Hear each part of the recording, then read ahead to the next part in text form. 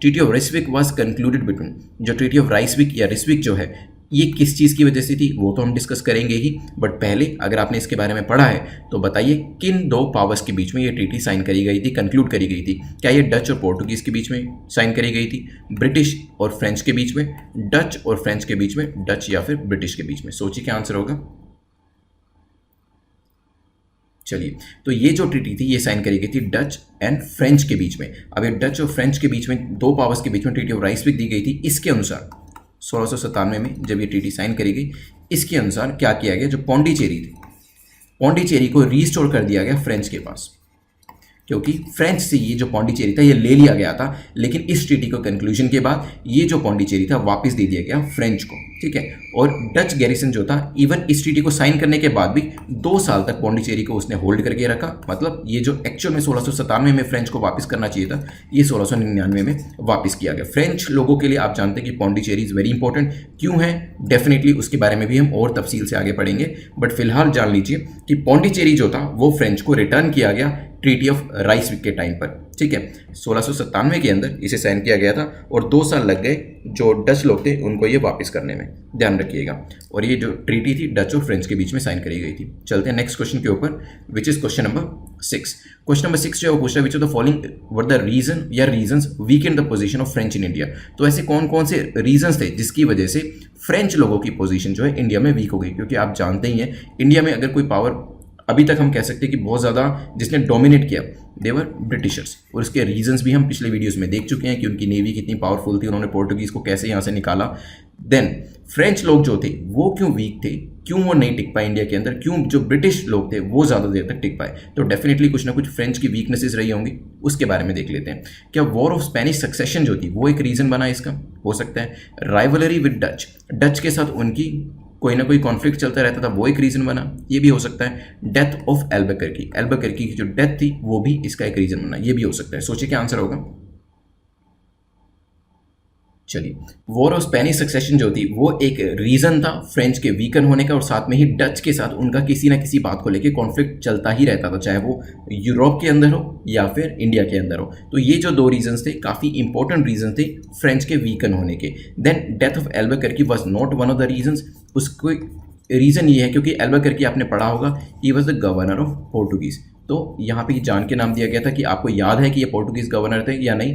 यहाँ पे एल्बुकर्की was one of the most successful Portuguese governor. इन्होंने एक परमिट सिस्टम जो था शिप्स के लिए वो भी इंट्रोड्यूस किया था इंडिया के अंदर, उसके लिए जाने जाते थे। तो इनका फ्रेंच से कोई लेना देना नहीं है, रादर इनके जो एक इंपॉर्टेंट पर्सनैलिटी थी उनका नाम था फ्रैंकोइस मार्टिन।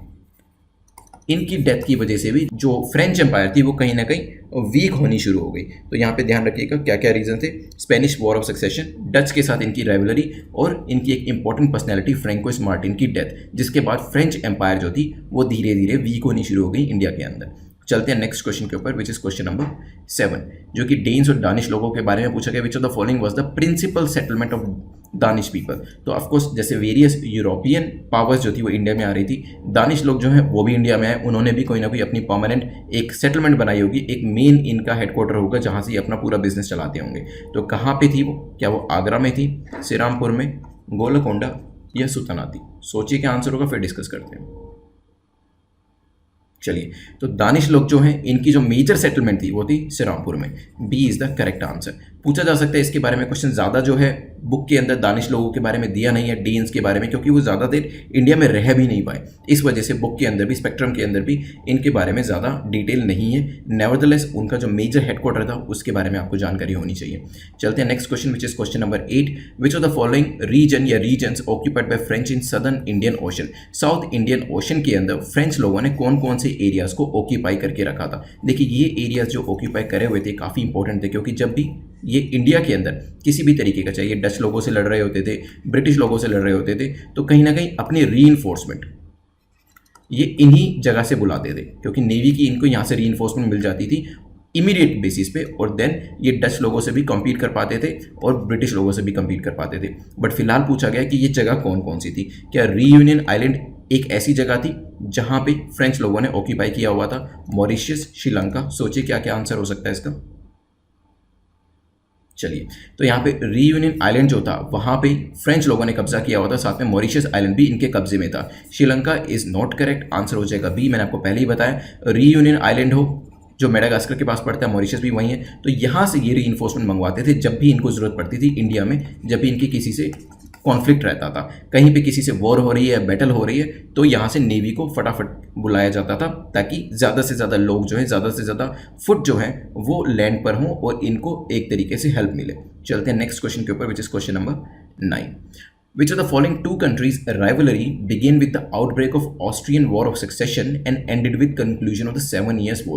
ऐसी कौन सी दो राइवल कंट्रीज थी जिनका जो पूरा कॉन्फ्लिक्ट था वो ऑस्ट्रियन वॉर ऑफ सक्सेशन से स्टार्ट हुआ और वो एंड कहाँ पे हुआ? 7 ईयर वॉर्स पर जाकर एंड हुआ। क्या वो फ्रेंच और ब्रिटिश थे जिनकी जो लड़ाई थी ऑस्ट्रियन वॉर ऑफ सक्सेशन से शुरू हुई और खत्म कहाँ पे हुई? 7 ईयर वॉर्स पर। या वो डच और ब्रिटिश थे, फ्रेंच और डच थे, या फ्रेंच और पोर्टुगीज थे? सोचिए क्या आंसर होगा। चलिए, तो करेक्ट आंसर है ए, फ्रेंच और ब्रिटिश। ये ऐसी दो मेजर पावर थी जिनकी जो लड़ाई शुरू हुई थी वो ऑस्ट्रियन वॉर ऑफ सक्सेशन से शुरू हुई और खत्म कहाँ पे हुई? 7 ईयर वॉर। तो जब भी ऑस्ट्रियन वॉर ऑफ सक्सेशन की बात करी जाती है तो आपके ध्यान में ये दो पावर्स आनी चाहिए। 7 ईयर वॉर्स के ऊपर क्वेश्चन पहले भी पूछा जा चुका है, काफ़ी इंपॉर्टेंट एरिया है ये। यहाँ पर भी जब इस भी आप कह सकते हैं वॉर का जिक्र होता है तो आपके ध्यान में आनी चाहिए फ्रेंच और ब्रिटिश जो थे वो इसके अंदर इन्वॉल्व थे। आंसर हो जाएगा ए। चलते हैं आज के लास्ट क्वेश्चन के ऊपर। लास्ट क्वेश्चन जो हमारा है वो है which of the following statement या स्टेटमेंट्स इज और are correct about first Carnatic war. First Carnatic war के ऊपर 3 स्टेटमेंट्स दी हैं, वन बाय वन देखेंगे इसको। पहली कहती है first Carnatic war was an extension of the Anglo French war. ये जो फर्स्ट कर्नाटिक वॉर थी ये एंग्लो फ्रेंच वॉर का एक एक्सटेंशन थी। हो सकता है Carnatic was the name given by Europeans to the Coromandel coast. Carnatic जो यहाँ पे जिक्र हुआ है जिसके ऊपर वॉर का नाम रखा गया है वो क्या नाम था? वो एक नाम था जो कि यूरोपियंस ने दिया था कोरोमंडल कोस्ट को। हो सकता है English navy under Barnett seize some French ships to provoke French. इसके अंदर जो इंग्लिश नेवी थी उन्होंने एक तरीके से फ्रेंच लोगों को प्रोवोक किया इस लड़ाई के अंदर आने के लिए, और यहाँ पे ऐसा करने वाले कौन थे? बार्नेट थे जिन्होंने फ्रेंच शिप्स को सीज किया और ये एक प्रीकर्सर बना। ये भी हो सकता है, सोचिए क्या आंसर होगा।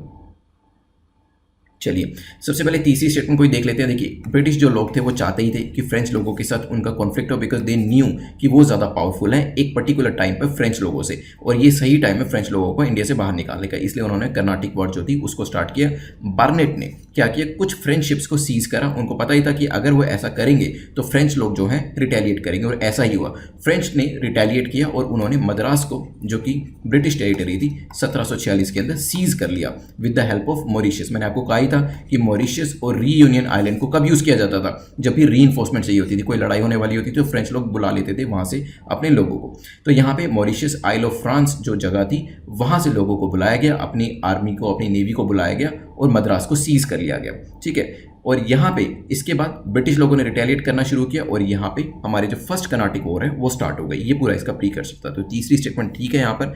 और ये जो नाम दिया गया कर्नाटिक, यूरोपियंस ने ही दिया है कोरोमंडल कोस्ट को, ये भी बिल्कुल ठीक है। और it was an extension of Anglo French war. तो ये पहले से ही दोनों के बीच में लड़ाई चल रही थी और कुछ ना कुछ करके वो इंडिया तक भी पहुँच गई, और यहाँ पर भी इन लोगों की जो लड़ाई थी वो कंटिन्यू रही। तो हमारा आंसर क्या हो जाएगा? डी, क्योंकि तीनों ही स्टेटमेंट्स हमारी ठीक है। 10 क्वेश्चन हमारे कंप्लीट होते हैं। कॉमेंट सेक्शन में मार्क्स जरूर लिख दीजिएगा, बट उससे पहले हम एक बार क्विकली रिवाइज कर लेंगे इसको। तो सबसे पहले हमने देखा था क्रोनोलॉजिकल ऑर्डर के बारे में। यूजुअली क्या होता है, 10 से 15 साल का डिफरेंस रहेगा दो चीज़ों के बीच में, लेकिन अगर हम 1920 से 50 की बात करते हैं, हो सकते हैं यहाँ पे एक 2 साल का डिफरेंस भी हो डिफरेंट इवेंट्स के अंदर। तो आपको पता होना चाहिए कि कौन सा इवेंट कब हुआ था। जब भी आप पढ़ते हैं तो ईयर को मैं ये नहीं कह रहा कि आपको हर साल को रटने की ज़रूरत है, बट मेजर जो ईयर्स होते हैं, मेजर जो साल होते हैं, उनको आपको बिल्कुल याद रखना पड़ेगा। जैसे दांडी मार्च कब हुई उसका साल आपको याद होना चाहिए, नेशनल मूवमेंट कब हुआ, क्विट इंडिया मूवमेंट कब हुआ, या फिर कैबिनेट मिशन कब आया, ये सब जो साल होते हैं आपको याद होने चाहिए। तो यहाँ पे सबसे पहले जो सूरत के अंदर फैक्ट्री थी वो एस्टेब्लिश करी गई 1613 में। नेक्स्ट थॉमस रोवाई 1615 में, मसूलीपट्टनम में फैक्ट्री बनी 1616 में, 1633 में बालासोर के अंदर। फ्रेंच ने जो डोमिनेट कर रखा था अपना एरिया वो भी यहाँ पे शेडेड रीजन में दिखाया गया है। इसके बाद फ्रेंच लोगों के बारे में हमने देखा था, French were not the first to come, they were last to come. तो यहाँ पे सबसे लास्ट में आए थे वो। First to come last to leave जो थे वो पोर्टुगीज थे। देन लुई पुतिन ने कहा कि आप जाइए ईस्ट इंडिया कंपनी को एस्टैब्लिश करिए और 50 साल की मोनोपोली जो है वो भी मैं देता हूँ। देन हमने डिस्कस किया था French obtain permission from Shaista Khan the Mughal subedar, ताकि एक टाउनशिप जो है वो चंद्रनगर में बनाई जा सके। रीजन क्या था टाउनशिप बनाने का? फैक्ट्रीज बनती है, मिलिट्री एस्टैब्लिशमेंट और टाउनशिप्स बनाई जाती हैं। रीजन मैंने आपको बता दिया था। इसके बाद फ्रेंच लोगों ने फैक्ट्रीज कहाँ बनाई? कराईकाल में, बालासोर में, माहे में, कासिम बाजार में। फैक्ट्रीज का आपको पता होना चाहिए कि कौन सी कंट्री कहाँ पे फैक्ट्री स्टैब्लिश कर रही है। देन ट्रीटी ऑफ राइसविक के बारे में देखा था, किसके बीच में साइन हुई थी? डच एंड फ्रेंच के बीच में। डच लोगों ने जो पौंडीचेरी था वापस करा फ्रेंच लोगों को, लेकिन इसको वापस करने में ही 2 साल लगा दिए क्योंकि ट्रीटी 1697 में साइन हुई थी। इसके बाद हमने देखा था कि किस किस रीजंस की वजह से फ्रेंच लोग जो थे उनकी पोजीशन वीकन हुई। स्पेनिश सक्सेशन एक रीज़न था, राइवलरी डच लोगों के साथ वो भी एक रीज़न था इसका, लेकिन एल्बुकर्की की डेथ इसका कोई रीज़न नहीं था।